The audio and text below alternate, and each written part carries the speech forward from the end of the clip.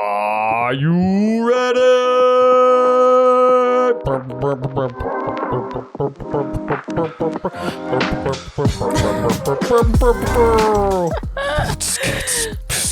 Yeah, I'm ready. Okay. Welcome to It Takes Two. I'm Clarissa, the couples therapist. And I'm your affable host, Charles, talking shop on relationships, mental health, and The holidays with a sprinkle of pop culture and analysis.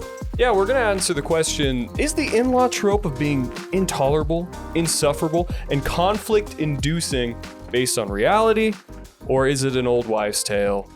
No pun intended.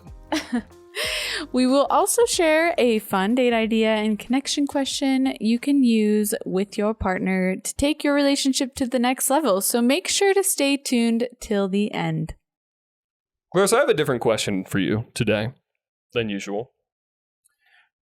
Could you imagine that from your earliest memories, maybe 4 or 5 years old, you are dancing with a sibling? You're in dance classes together, you're performing on stage together. 10 years go by, 15 years go by, and for 20 to 30 hours a week, you're doing that same thing with a sibling. And then as you enter your professional career, you become professional dancers for another 10, 15 years. And then you're asked to host a show together. Could you imagine what that would be like with your siblings? First off, you have 9.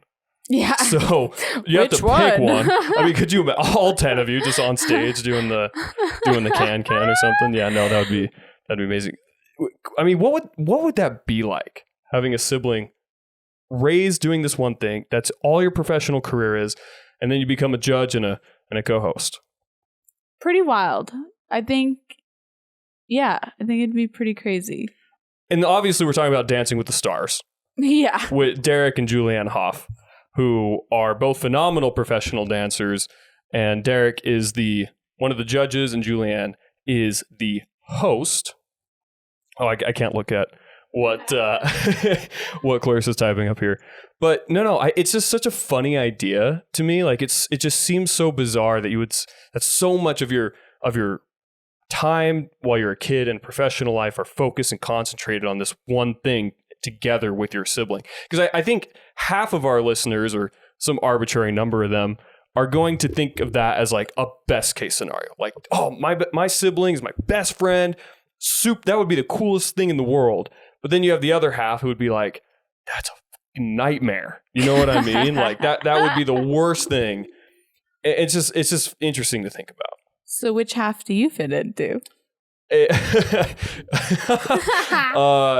Dan, love ya. Wouldn't do that. I don't think that would be good for either of us. I think with my sisters, again, it's just like so hard to imagine. Like my younger sister and I are a lot closer, and so it's easier for me to imagine. Closer we're growing up. So as we're growing up, we're close. We spent a lot of time together, and so I can kind of imagine it with my older sister, who I am close to now. But she was 8 years older than me, so she was kind of out of the house pretty early on, and so imagining is harder. I think, I don't know. Yeah. Nice. Hey, what would you pull up here on the monitor here? I didn't look. Yeah. To be fair, I'm quite a lone wolf, so I would not prefer to. Oh, you wouldn't work with my siblings? No, not at all. I like to be like very individualized, differentiated from them. Oh, okay. So some of that clinical talk. Yes, but I wanted to ask you if you know. This is a trivia question. Oh. Many therapists will probably know this, but I wanted to ask you if you know what Sue Johnson's favorite ballroom style is that she actually dances to as well. Oh, really? Yeah. Viennese waltz. Nope. It's not paso doble. No. No way. No. Quick step? Foxtrot. No. Am I impressing you with my knowledge of dances, though? I'm like actually wanting to know how people listening are like, how they're taking in dancer, all of this. No, I'll give you a hint. So the way that the reason why she loves it is because she describes this ballroom style as conflict and resolution in couples. Like she sees this style is like when couples are fighting and then like the resolve as well. And she thinks it's like a really beautiful process. Argentine tango. Yeah. Oh, let's go. Nice. Wow. Nice. Okay. Yeah, because that Argentine tango, it's yep. It's got all the footwork and but it's like really romantic. It is, yeah. You know, so it's like I can see why she relates it to like couples conflict versus the other one. Is this a teaser of your date idea for later? Anyway.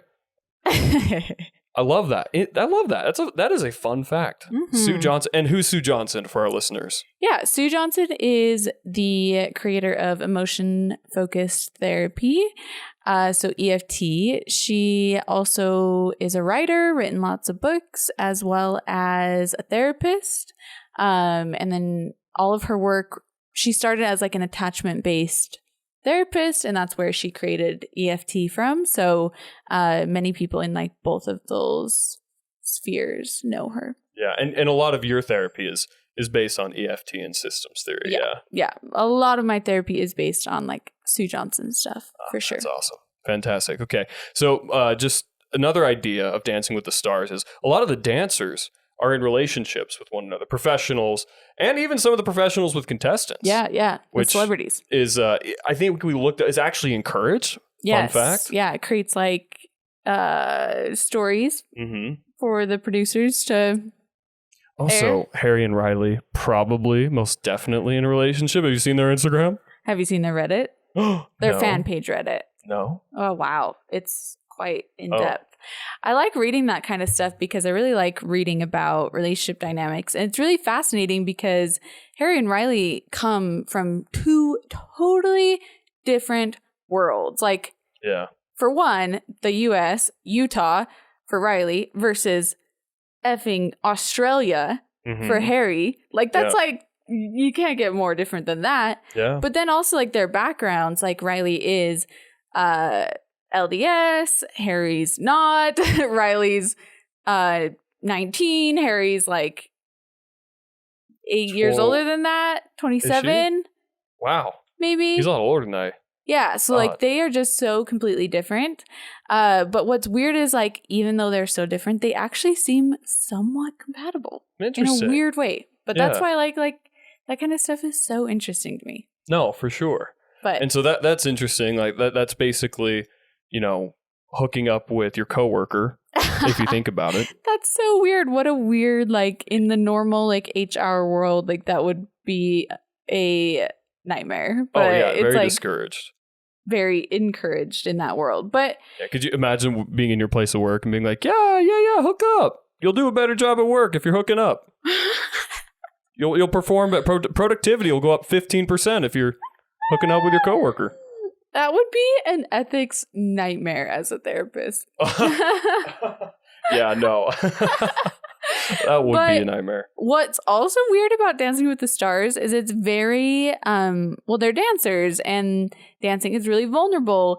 And so everything is very touchy. Like a lot of people actually can't stand the show because of how mushy and touchy it is. Yeah. And that it like brings up weird feelings for them because like if you know like Pasha and Daniela, they're married, but they're also pro dancers. So if they have their own celebrity clients or stars that they dance with, then like they are encouraged to have a connection with your dance partner because it creates better dances.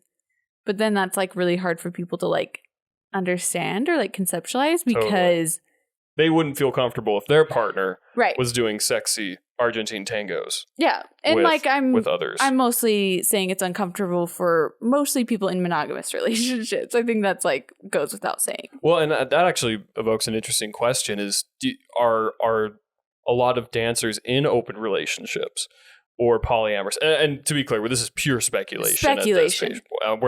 We are not projecting saying that or like saying that is what's happening. But it almost seems like for a normal person, you would have to assume they're in that type of position to feel comfortable with it. Whereas way more likely than that is they are probably more than likely very committed to their spouses Yeah. And that this is just a normal, kind of like acting or something like that. And they're pros, right? So they've been doing this since they were kids. So it's just part of their world. Like it's not even, they probably don't even think twice about it. Yeah. But I also think there's really only, like, I genuinely think most of the pros are extremely monogamous. Yeah. But that they just can separate like what it's like to have a connection with their dance partner versus their actual partner. I do think there is one pro where I'm like, I wouldn't doubt that they might be polyamorous or some type of ethical non-monogamy. Tell us who. I don't know. It's totally speculation. Yeah. Based on like just being on Instagram and seeing things. Okay. I don't want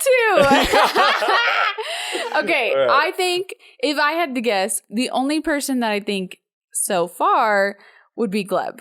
Yeah. Because if I think about all the other ones, maybe when Emma and well, I mean, who wouldn't be in an open relationship with Gleb? Am I right? Meow. Damn.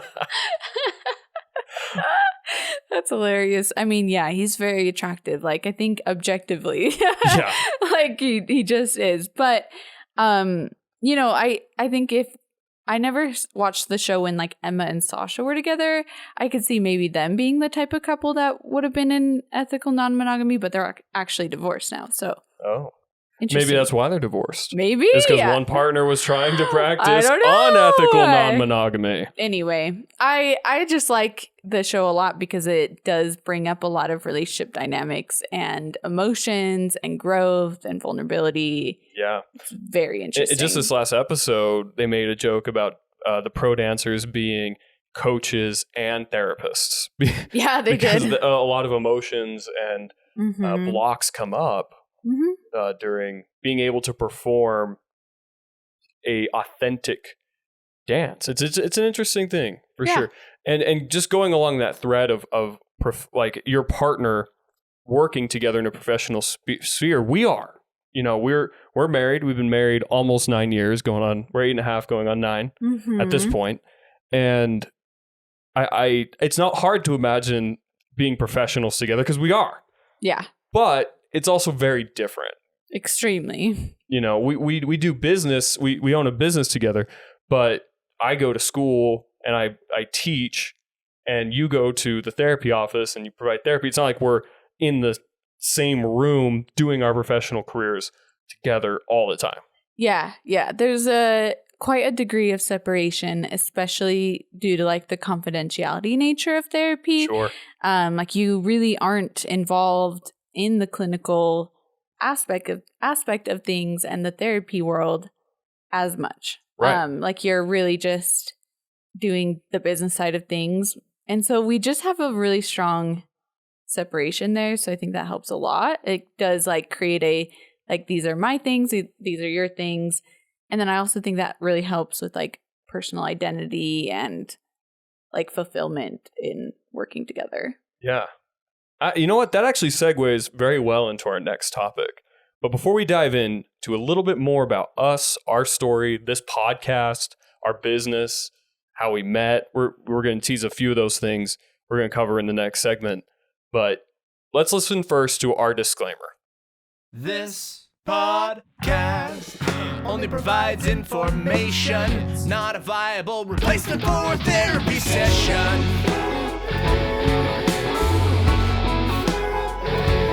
If you need help or have an emergency, contact your local mental health authority. Our hosts are experts on mental health. Many of our guests are too. This podcast does not provide expert advice. It's just entertainment, baby. Dates and places have changed. This podcast should never replace real therapy. All right. Such a banger. It always slaps. I love it. I want to add to the disclaimer that with the new shift, the relaunch of It Takes Two, you could say, how many times have we done this? This is the second relaunch. Okay. Well, with that, I think that we are moving towards a more casual or personable nature, which we can explain in a minute. And so I want to add to the disclaimer that if you are a client or hope to be a client of mine, you are welcome to listen, but also listen with it's almost like proceed with caution, you could say, because Sure. As a therapist, you are supposed to be pretty, boundaried about yourself, you could say, because it does create a better therapy experience for your clients. And so I just want my clients to be able to proceed with caution while listening, knowing that this could change how they view me or the therapy process, and to use their own judgment on whether it or not they want to listen. Okay, that's thoughtful. Thank you. Okay, so yeah, let's talk about the relaunch. You mentioned the relaunch, and then we'll go forward to backwards. So this is our second relaunch. We're actually very close to our 2-year anniversary of our first episode, and this is episode 5. So at this rate, we'll have a full season done in 10 years. Oh. Why do we keep doing this? Honestly, if I'm being honest, I think 2 things. I think that we are both extremely neurodivergent. Okay. Like probably a bit of ADHD in both of us. Yeah. And then a whole host of other things, OCD, depression, you name it. Oh, yeah. Second thing is, I think that it is so hard to have a project be consistent when it's with your partner. Oh, because interesting. Our world is so blurred together. And so if we want to say, hey, we're going to record podcasts on Tuesday, well, what happens when Tuesday rolls around? And even just today, we said Tuesday morning was when we were going to do it. It's 3:45 p.m. Yeah. I woke up with a migraine. You did. And so that's fair. But kind of to that point, if we weren't partners, I would just have to take my Excedrin and show up and do this podcast. Yeah. But because or reschedule, but yeah. Because we're partners, you gave me time to take a bath and do massage gun and different things so I could get better. But there's other life things, like we took our car to the service shop.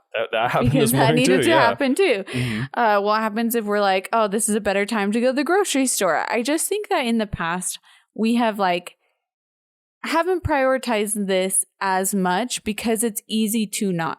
It's easy for you to show up to your college classes and profess to your students because there's people relying on you. Yes. It's easy for me to show up to work and be consistent with my clients because there's clients relying on me. But when it's each other, it's just harder. And especially when it's such a small podcast still, it's harder to just show up, I guess, and be consistent. But I think we have a renewed vigor. Yeah, and I'm glad you said that because we are committed now. Yeah. This is going to be a weekly podcast. We always don't jinx it, knock on wood, right? That we're gonna be much more consistent. We want to pump out 30 to 40 episodes a year. Yeah, we really want this. And it's going to become scheduled and only under dire circumstances because we believe in this podcast. We believe in our audience and our community, valuing this information, valuing the content, finding it entertaining, but also informative, and continuing our mission of destigmatizing mental health. Yeah. And making it more okay to discuss relationships, mental health, and those types of topics in a day-to-day basis, that it's not taboo and that it's approachable. Yeah, I agree with that. And I think the other thing that is really important about this podcast for me is you are my best friend. And I feel like I can articulate myself so well when I'm around you because I'm just so comfortable. And so I like doing this podcast with you because I feel like I can share so much more of my knowledge because all of like the busyness in my brain is kind of like settled. I'm just very grounded around you. And so I feel like it will be a really good thing to keep moving forward, because I think it does give people a more clear picture of me as a professional, because I am just so comfortable. Yeah. Maybe. Aw. I love you. I love you. You're my best friend. I love best you. friend forever. Yeah. Well, let's give the listeners a little bit of our story then.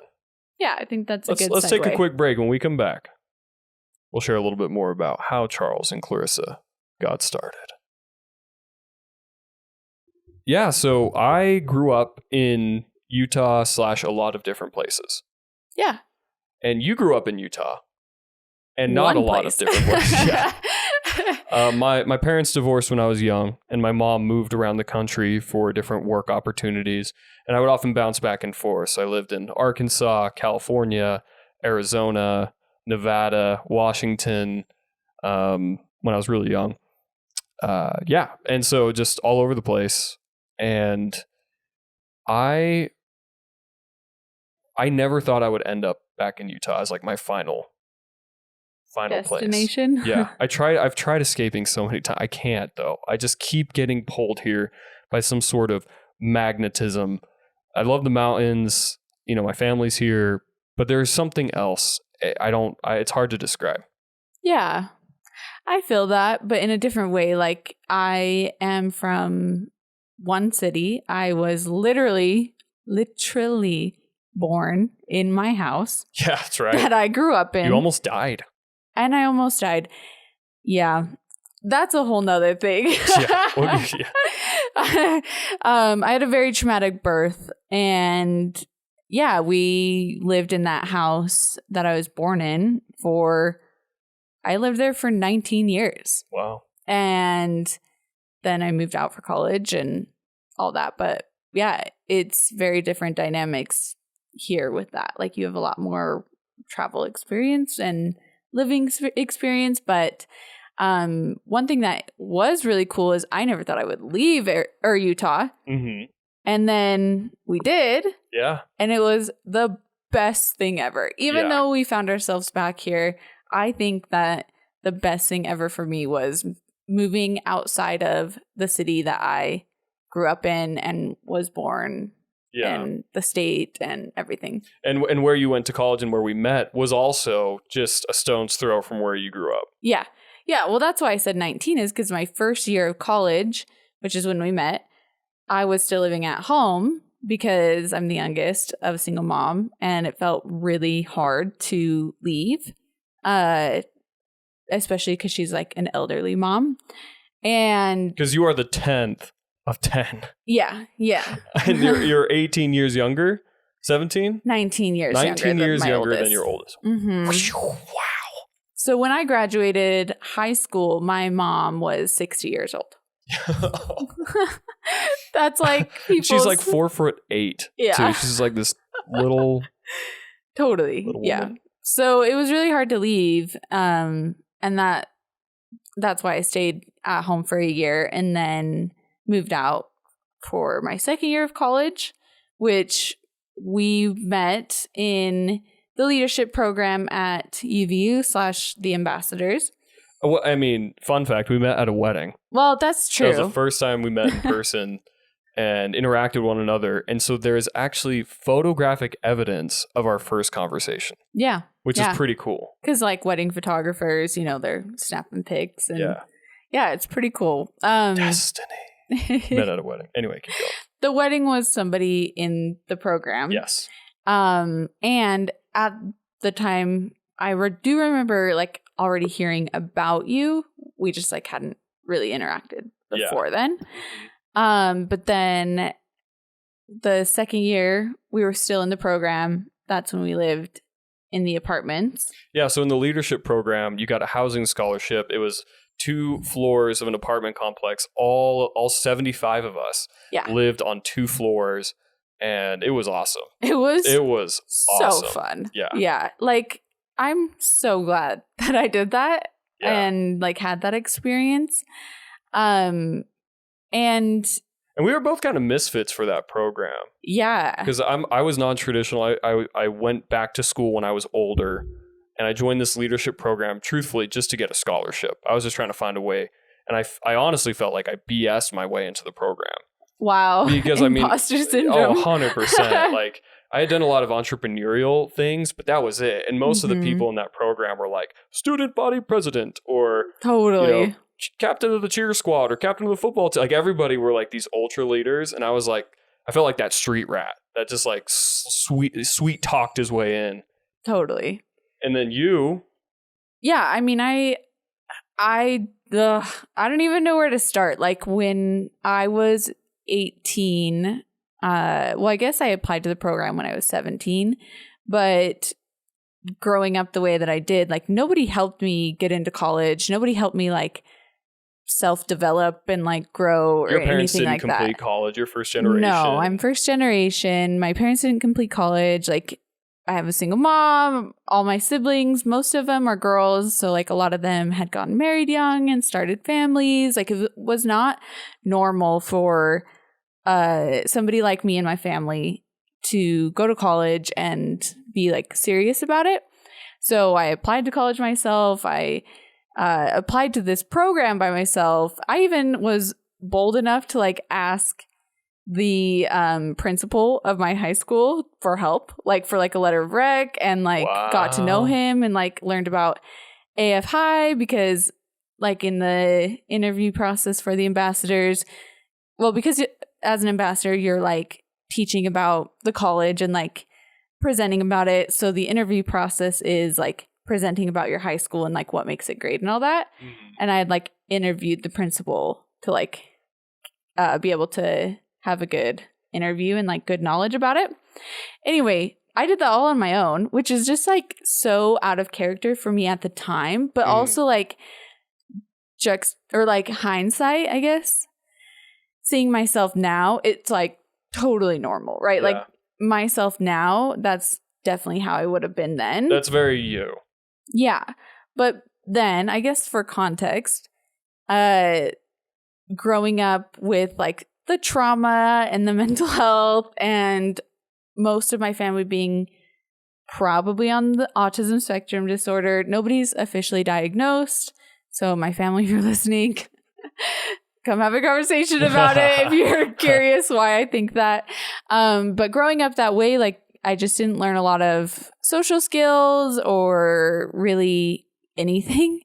And so I just was very in my shell, like very. And so that's why it's pretty abnormal. Yeah. And which was why it was surprising you got in, because it seemed like everybody were these ultra extroverts. Yeah. And like you were more reserved, you were quieter. Yeah. I mean, I thought you were very intelligent. That's actually why I enjoyed your company very early on when we met, was because I felt like you possess an intelligence and a maturity that not a lot of 19-year-olds had. Yeah. Or have, period. Yeah. I mean, I think I was 18 when we met. Yeah. But 19 when we started getting really close. It's funny because when we first got together, we thought that I was an introvert and you were an extrovert. Yeah. And now... How long? It's like 3 years of marriage before we realized that maybe more. Yeah, honestly. But it's been a decade that we've known each other, and it is for certain that I am the extrovert and you are actually the introvert. Yeah, you were an extrovert who was in your shell. Yeah, I was very insecure and in my shell and underdeveloped socially. Yeah. And I was an introvert, I was an introvert who was emotionally and socially using extroversion skills to survive and be successful. Yeah. I wasn't natural to my energy, but I did develop a social skill because it was a way for me to survive. It was a way for me to get what I wanted and needed. Wild. Even though energetically it was exhausting. Yeah. So pretty wild. And we found that on later on in life. So anyway, we meet in this program. We were friends for about a year, and this is the best way I can describe it, is we just mentioned, like, I was the quote unquote extrovert in the program. So I had a whole bunch of friends, and I felt like I had good connections with a lot of people, but I always felt comfortable around Clarissa. Like I didn't have to put on the extroverted mask. I didn't have to pretend or put on the show or perform. I could just sit quietly with her. And that comfortable silence was something I really treasured and valued. And I think that's why I kept coming back to you wherever it was, whether it was at church or school or in the program. Yeah. And we just talked easy. Like that's the best way to describe it. Yeah. And I think in a lot of ways, like I think we also didn't really make sense together. Like we were in pretty different parts of life. Like when we started becoming really close friends, I was 19, you were 24. Mm-hmm. I had a missionary and you were like had plenty of dating experience. Like we were just in like totally different. Yeah, you were the first girl I dated that was younger than me. Yeah. But most girls I dated were older than me. Yeah. Why is that? I love talking and like about deep stuff, and a lot of I can be pretty vulnerable and induce vulnerability in people pretty easily. And so I feel like when I was dating people who were younger, that just made them feel very uncomfortable. And like I would go deep quick, and that might have been an immaturity of mine. Like, well, I'd like need to build time to build friendships or relationships before I'm like diving into the abyss with people. But when I did date girls who were older, they were much more comfortable with that vulnerability, and they would open, and we would connect on deeper topics. And I don't think that was different for you and me. I think you did possess that maturation and that ability to go deep without being like, whoa, like this is too much, this is too heavy. Yeah, no, that I've definitely always been this way. Like I like vulnerability. I like talking. I like being theoretical. I like questioning. Like I just love going deep. I guess that makes total sense why I'm a therapist, and I wonder why I never saw it until like I applied to the program, but it's interesting. I just realized our professions are also inverted. Like I'm a professor who talks to my biggest class is 55 students. True. Which is an extroverted thing. But you as a therapist, it's one-on-one or one-on-two. And it's like, that's a very introverted setting. True. Anyway, just, I never put that together until right now. Fascinating. Yeah. Though I would say with being a therapist, like that is actually one of the reasons why I've learned that I was an extrovert, you could say. True. So it probably was year 3, because that's when I became a therapist, was like our 3rd year of marriage. And I was a success coach at the time. So we actually, when I say success coach, it's not like that. It was at a college. It was a university. I was helping online students be successful when they were struggling with their grades. So like it wasn't like wake up at 3 a.m. and splash some cold water on your face and diet and make sure to count your macros and then you'll be successful. It wasn't like that. It was very much just like online college students. But we were doing very similar things to what we're doing now. Interactions. Yeah. But being a therapist helped me learn that I'm an extrovert, because I can have like the crappiest day, like just be feeling like shit all day and just before like work. Terrible. Yeah. Before work.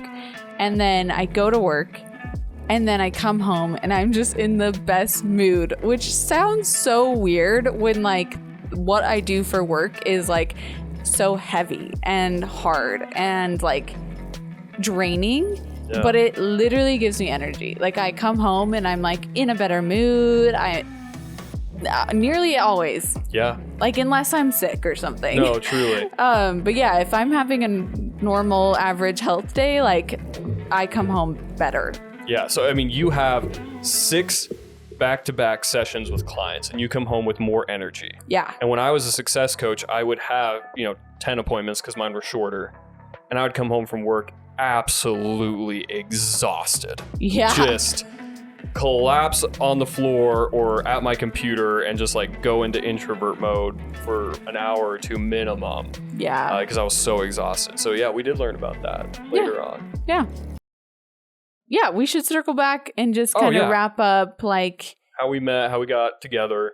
Yeah. I mean, we kind of shared how we met. I would say like built a friendship over a year. Yeah. Spent a lot of time. We asked favors of each other.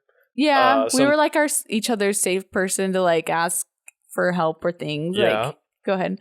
We would take photos of our fits. Oh, yeah. And send it to each other. That is one of the things that I often forget about like our friendship, but is like so us. Yes. Yeah, we love putting on the Ritz. Yeah, we love good. dressing nice, and like we love fashion and outfits and aesthetic and being like professional. And so yeah, we used to take photos. We did it like every day for a while, or like anytime we would dress up for work or like in a professional fit, because that's just like what we would talk to each other about. We would send a pic of that fit. We're such nerds. Most college kids were sending nudes to each other, and we're like, here's my professional fit for an interview. You know what I mean? Here's what I wore to work today. Yeah. That's hilarious. Such nerds. I love it. Wow. We're weirdos. But the reason, one of the reasons I didn't ever ask you out was because we had this interaction. We can tell that story another time. It's actually a hilarious story. That's embarrassing. I thought Clarissa was friend zoning me. It was a misunderstanding. It was hilarious.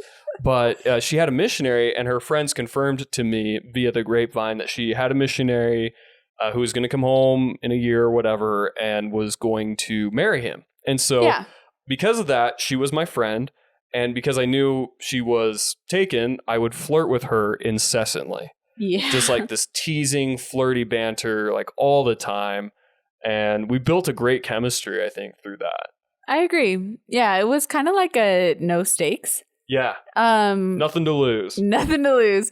Yeah, so I actually had the biggest crush on Charles, like ever since I met him, which was a decade ago. And I still do. Aw. And when it was really frustrating because when you would flirt with me and like banter, I was like so into it because I had a big crush, but then it never went anywhere because you thought I was like mostly taken and that like I wasn't interested in dating. Yep.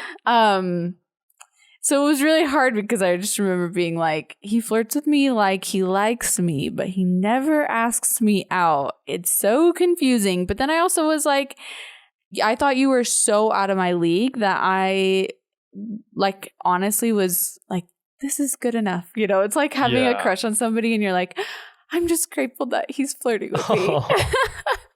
Oh. It's sad, but it's true. That's genuinely how I felt, was like, if that is all that our relationship was, like, I would have been grateful, you know? Yeah. But I'm so glad that we actually ended up together. Yeah. So to that point, there was a event, a leadership event, or a university event rather, the Emerald Ball. It's like the prom of UVU. And I wasn't supposed to go, but then my work schedule changed like 6 hours before. Mm-hmm. And I called a couple girls who I was interested in, who like wanted to date, but none of them answered, or they were already taken or going with somebody else. And so I thought about my friends. I was like, oh, who are some friends that I'd enjoy going with? And so I called you, and I was like, hey, we should go to this date together. And one thing led to another. I mean, there was just a lot of, it was dancing. Hey, we started with Dancing with the Stars, full circle. Full circle. While dancing, I don't know, there was like a lot of eye contact. There was some, arm and elbow touching on our way out. And I think that chemistry started translating from flirt to romance. Yeah, I mean, I think you have told me later on, and I didn't really realize that I was giving off this vibe, but you told me like just a couple years ago, I think, that one of the things that changed for you that night was you noticed that I was really only interested in dancing with you.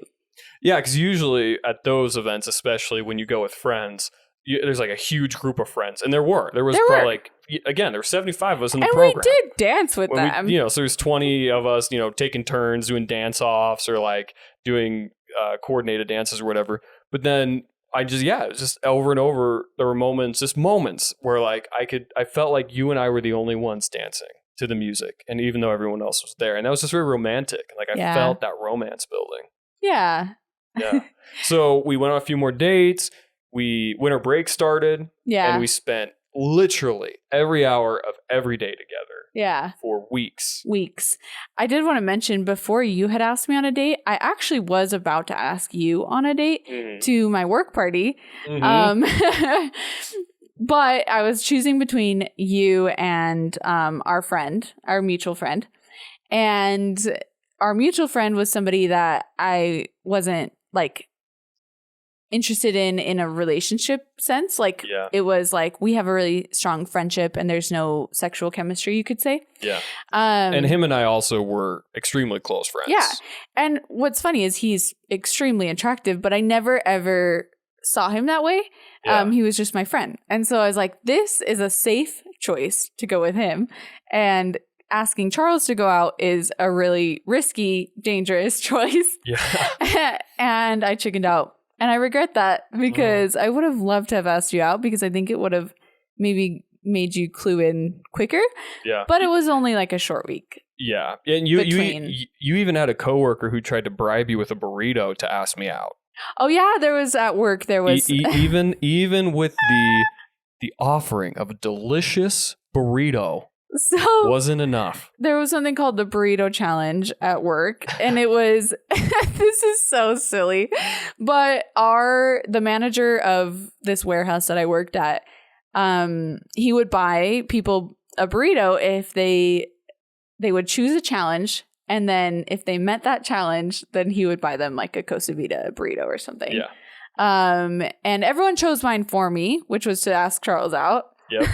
And she asked our friend instead. I asked my friend instead.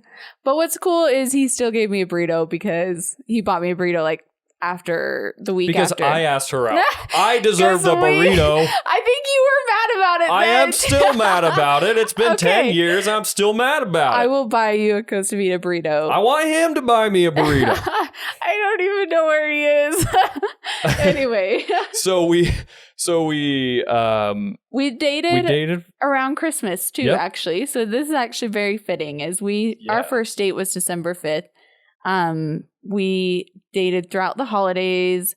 When we had Christmas break, everybody went home to their families. Yep. But we are children of divorced parents. So we stayed home, or stayed at the apartments. Yeah. Sorry. And so it was just a safer, more fun, better place to be. Yeah. And we spent so much time together because there was nobody around. It was great. It was awesome. Yeah, it was great because we could, bring the walls down. There weren't people that... Because it's kind of like a fishbowl. It is. It really is. Like being in the apartments. Yeah. Incredibly fun experience, but there were downsides. Everybody's watching. Everybody's like has an ear on. So much gossip. Oh, so much drama and gossip. So, it was really refreshing just to like get to date you without everybody else being involved, which actually made it really funny though, because then when we eventually did get engaged, everybody was like, "Wait, what? Where did this come from?" Yeah. And we did get engaged pretty early. I proposed to you in February. Yeah. Even though we started dating in December. Very Utah Mormon. But here, let me just tell you, just to bring this full circle real quick. Audience members, if you are single, ask your friends out on dates, and don't be afraid to ask out your hot crush. That's the moral of the story, because it works out. Yes. Can be better. Anyway, so yeah, I proposed in February, to everybody's shock and chagrin. Again, I think we can go into some funny details another time with this whole thing. But to make a long story long, we got married in June of that year. Yep. And we started our life together, and it was. Our first year of marriage was spent at college. Again, we were both graduating. We actually built a tiny home out of a box truck which we learned a ton of lessons about each other. Yeah. Which was amazing. Yeah. I think we bought the box truck like our 11th month of marriage. Oh, okay. So we did live in an apartment for a year, and that was a really, really hard year being children of divorce. Yes, it was. And having trauma, both of us having trauma. It was so hard. And like, and that's normal though. Very normal. The first year of marriage, even with the honeymoon phase that goes along with it, is very challenging. I mean, you're merging two different lives, for us, two different genders, two different personalities. Like, it's just a lot. And I was established, right? Like I was 25. And I was 20. I had lived a lot of life. And so you kind of just defaulted into a lot of how I operated, which was that kind of de-individuated you. Is that a word? Differentiated. Like, it made you kind of undifferentiated. Like you kind of became me in a lot of ways. Yes. And like you mentioned earlier, when I don't want to jump ahead, but when we got to Arizona, that's really when the individuation occurred. Yeah. But yeah, I want to jump ahead, but yeah, we built the box truck, which was hilarious. Oh yeah. We would park at Lowe's in sub 10 degree weather, no heater. So crazy. I mean, we had a little heater, but you'd have to turn the car on anyway. We had solar panels on it. So we would wake up, we had a fridge, drive to the university about 5 a.m., get the absolute best parking spot. That was the best part of it. And if you've ever lived on campus or you've been to U of U's parking, that's actually a huge deal. You would understand a massive deal. that it was worth waking up at 5 a.m. We would turn on the heater for an hour and just sit in the cab, like fall back asleep for an hour. And then we'd go work out in the gym. Sometimes we would go back to bed and sleep a couple hours. But And then we would go to the gym. And we'd put our clothes in the bed with us because it was so cold. Like literally that winter was like 6-degree weather. You would pick up a t-shirt and you could like lift it up like a tray. It was like cardboard. Like cardboard, right? It would just like slowly bend. It was that cold. No, it wasn't that. It wasn't that. But we would put our clothes in our bedding because it was so cold. So cold. And instant RT hard.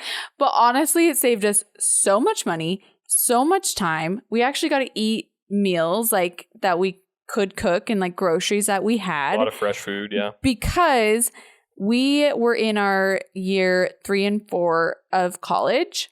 I guess we spent a year and a half. No, actually, we were in our 4th year. We were in our last year of college. We were in our last year of college. That blows my mind. Okay. So we were in our last year of college. So all of our upper division classes, we could no longer sync our schedule. It was rough. Our schedules. Yeah. You would have night classes. I would have morning. Like they were just all over the place. We would both spend 12 hours a day at the university. Yeah. Because we wanted to graduate at the same time. Yeah. And we're relatively newly married. Like by the time we started living in the box truck, we had been married for a year and a half. And we had 6 months of college left. And like we wanted to see each other and not be like apart for so long. Right. So we did this, and honestly it was the best. Like we would drive, go work out, do our morning activities, whether it was class or studying, afternoon the same, with work thrown in there. We both had, I think, on campus jobs at the time, or at least involvement of some sort. And then we had night classes, both of us, but on different evenings. So then when the other person was in class, like we would just usually stay on campus or go to the box truck and hang out by ourselves. And it was honestly great. I'm so glad we did that. It was fantastic. It was hard. It was. But it was fantastic. And we didn't do it that well. Like we were pretty disorganized at times, and we learned a lot about the process. Yeah, but it bonded us. I think it really created a very strong attachment very early on. And so we graduate, and you go from all this structure. I mean, you said we were disorganized. I would say we had to be organized to a certain level, otherwise we wouldn't have been able to function. That's fair. You know what I'm saying? So, but yeah, so we graduate, and right after we graduated, I got severely sick for about a month. Yeah. It was like I had been putting off getting sick for years, and like everything hit me at once. And then right after that, my good friend passed away from an overdose. Yeah, I was actually going to say that happened before. Oh, yeah, okay. It was a couple weeks before graduation date, maybe a week before graduation, and the funeral was the weekend before graduation. Yeah. So I got very sick. My friend passed away tragically, and yes, it launched me into this really deep depression. And it was a combination of being sick and trying to grapple with this reality. It was the first person in my life that died that was close to me. Yeah. And he wasn't weaker than any of us. I mean, this again, we could probably share the story another time, but his passing hit me very hard and very deep. Yeah. And so I went to a depression as we moved out of college. We actually moved to Lake Forest, California. We moved in with our friends who lived out there. We would park our tiny home. Yeah, in our box truck. And we'd go out and sleep there and then, do different things. Anyway, but during that time where we had gone from all this organization and structure to this deep depression with zero organization, zero structure, zero direction. Yeah. It caused a catalytic moment for both of us, but more specifically for you. Yeah. And me in reaction to that catalytic moment. Yeah. I mean, I don't know how much you want me to get into it, but I think the summary is that your grief-induced depression, I would probably say, / transition of not having structure, really set off quite a bit in me. A lot of my traumas and things were triggered by that point because we were graduated college. So what's the thing you do when you graduate college? You get these big cushy jobs with this secure income, and you start a family, settle your life, have babies. And that was our plan. Maybe not the big cushy job for you. I think you were more into the entrepreneurial, which I supported, but I wasn't doing any of that. Yes, those projects weren't happening / doing well, things like that. And so it made me feel very out of control, which, being a child of a single mom who worked 2 jobs, and we were so poor. You're on welfare. Yeah, speaking of the holidays, anytime I had Christmas, it's because the LDS church ward probably bought us Christmas, and we had Secret Santas every year. And that was so hard. And probably the hardest thing of my childhood was the financial instability. And spoiler alert, we only owned our home till the 19 years because my mom lost her home because of finances. So it just brought up a lot in me, because I always, as a Mormon girl growing up, thought that my husband was the one that was supposed to be the breadwinner. And I always did say I was just going to get my bachelor's, quote unquote, just in case. Right. Just like any other Mormon girl. And so for me, it was really hard to feel like I saw so much potential in you, but you were in such a deep, dark depression that you weren't living that out. And then also that it was making me feel so out of control and worried. And we did run out of money. We did. We were there for about Candidly. 4 to 5 weeks, and our savings had run out. And so we both applied to a bunch of jobs. Yeah. And we actually got jobs. I got in hired California as a education presenter. And a sales. A sales rep for AT&T, I think it was. Yeah. And then you got hired on at some sort of medical. No, it was psychology.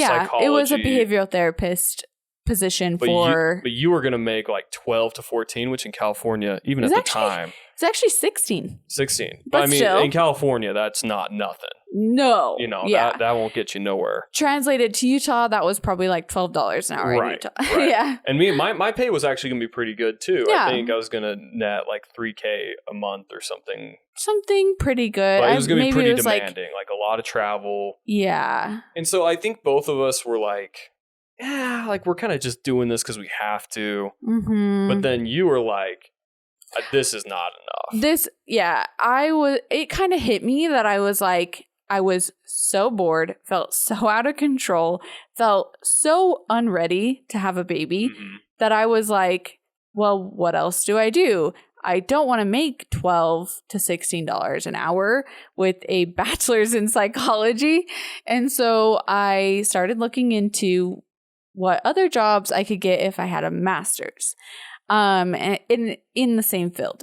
And that's when I started running into seeing like therapist positions and how much therapists could make. And this was in California. So when I was seeing those salaries they were likely like agency positions and stuff because they're salaried. When I saw those salaries, it brought me so much comfort and made me feel like there was no other option, that I wanted to have the life that you wanted. To not live in trauma, basically. Survival mode, yeah. Survival mode. I didn't want to make you feel like you had to be the only financial provider for our family. And I wanted to be able to have a role in that so that it relieved stress from you and me. And you know, it's funny because it was a choice at the time. Mm-hmm. But for the vast majority of millennials, it became not a choice. That's so true. There were so many of us that thought of this traditional system. Yeah. And both partners had to go to work. Yeah. And so fortunately, we got just a little ahead of that wave. Absolutely. And so as you were trying to decide between which therapy to become, because you were actually very into neuroscience at the time. Oh yeah, I definitely wanted to go to become a neuroscientist, but the schooling seemed so unattainable at the time. For sure. And so our friends that we were staying with, their mom was a marriage and family therapist. Yep. Yeah. So I knew therapy was something in the realm of like what I would be interested in. Family used to ask me like, oh, so are you going to be like a therapist or da-da-da, like when I was graduating? And I was like, oh, hell no. Like that's so draining. That sounds terrible. I can't do that. But then like talking with this family friend, I actually grew such an appreciation for the type of work that she was doing. And I really thought that like what she was describing was such a great fit for my personality and my values and my interests. And so I was like, F it, let's do this. F it, let's do it.